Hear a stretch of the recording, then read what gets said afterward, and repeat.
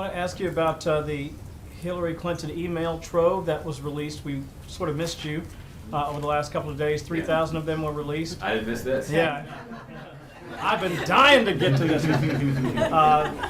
Listen, and I know what you're going to say.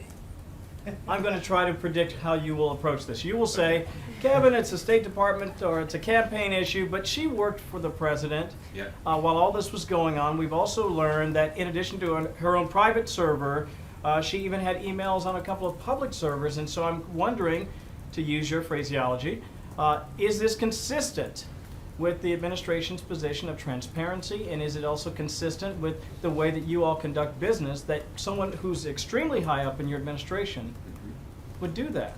Well, Kevin, the expectation that we have is that everybody who works in the administration, no matter how senior or how junior, would be in compliance with the responsibilities that they have to make sure that any work that they do on their personal email account is archived consistent with the standards that are established by the National Archives and Records Administration.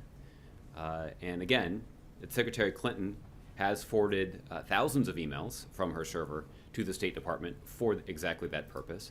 And she's actually gone to the extraordinary step of actually suggesting that those emails should be made public. And that is consistent with the kind of priority that the president has placed on transparency. But you could also argue that despite the fact that she's given thousands of emails, she's left a few out. Some have now been determined to be classified after the fact in some cases. We're just not sure what's missing because it was all on our own private server. Can you understand how this could be problematic?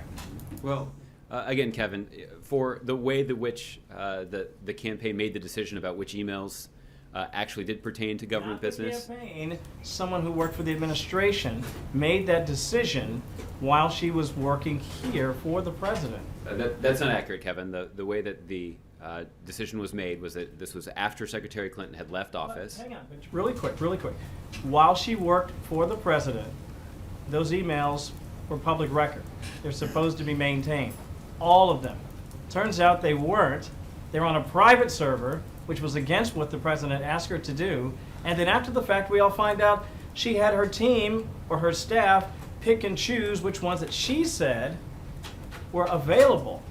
Can't you see how that's a problem? No, Kevin, I think what her staff did was they did what the National Archives and Records Administration asks them to do, which is to go through those emails and send the ones to the State Department that relate to her official business, her official responsibilities as the Secretary of State. She missed some, right? You know that? Well, again, you have to, and this is why I suggested that you contact the campaign for the process that they undertook to decide which emails were relevant to her professional responsibilities and were then archived to the State Department. But again, I think Secretary Clinton was acting in the spirit of the president's commitment to transparency when she suggested that those emails should be made public.